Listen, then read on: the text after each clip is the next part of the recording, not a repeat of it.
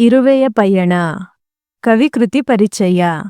ಕವಿ ಎಸ್ ಲಕ್ಷ್ಮೀನಾರಾಯಣ ಭಟ್ಟ. ಜನನ 1926 ಅಕ್ಟೋಬರ್ 29. ಮರಣ 2021 ಮಾರ್ಚ್ 6. ತಂದೆ ಶಿವರಾಮ ಭಟ್ಟ, ತಾಯಿ ಮೂಕಾಂಬಿಕೆ. ರಚನೆ ಕಿನ್ನರಲೋಕ. ಬಾಳ ಒಳ್ಳೆಯವರು ನಮ್ಮೆಸ್ಸು. ಗೇರ್ ಗೇರ್ ಮಂಗಣ್ಣ. ಕಿಶೋರಿ. ಪ್ರಶಸ್ತಿ ಬಾಲ ಸಾಹಿತ್ಯ ಪುರಸ್ಕಾರ, ಕೇಂದ್ರ ಸಾಹಿತ್ಯ ಅಕಾಡೆಮಿಯ ಬಾಲ ಪುರಸ್ಕಾರ, 3 ಬಾರಿ ರಾಜ್ಯ ಸಾಹಿತ್ಯ ಅಕಾಡೆಮಿ ಪ್ರಶಸ್ತಿಗಳನ್ನು ಹೊಂದಿದ್ದಾರೆ. ಕೆಳಗಿನ ಪ್ರಶ್ನೆಗಳಿಗೆ ಉತ್ತರಿಸಿರಿ. ಇರುವೆ ಯಾವ ಯಾವ ಊರುಗಳನ್ನು ನೋಡಿ ಬಂದಿದೆ? ಇರುವೆ ಬಾಗಿಲ ಸಂದು, ಗೋಡೆ ಬಿರುಕು, ಬೆಲ್ಲದ ಡಬ್ಬ, ಹಿತ್ತಲು, ತಿಂಡಿ ಇರೋ ಹುಡುಗನ ಜೇಬು, ಹಾಲಿನ ಪಾತ್ರೆ, ಈ ಎಲ್ಲ ಊರುಗಳನ್ನು ನೋಡಿ ಬಂದಿದೆ.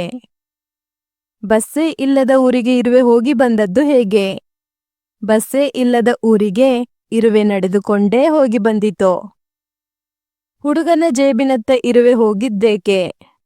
ಹುಡುಗನ ಜೇಬಿನತ್ತ ಇರುವೆ ತಿಂಡಿ ತಿನ್ನಲು ಹೋಯಿತು.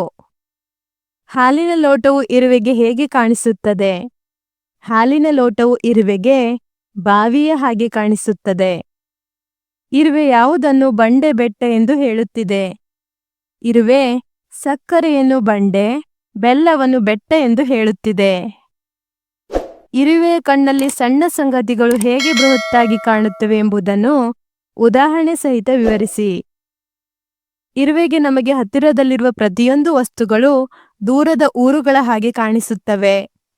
ಸಕ್ಕರೆಯು ಬಂಡೆ ಕಲ್ಲಿನ ಹಾಗೆ, ಬೆಲ್ಲವು ಬೆಟ್ಟದ ಹಾಗೆ, ಹಾಲಿನ ಲೋಟವು ಬಾವಿಯ ಹಾಗೆ ಕಾಣಿಸುತ್ತದೆ. ಹೀಗೆ ಎಲ್ಲಾ ಸಂಗತಿಗಳು ಬೃಹತ್ತಾಗಿ ಕಾಣುತ್ತವೆ. ಧನ್ಯವಾದಗಳು.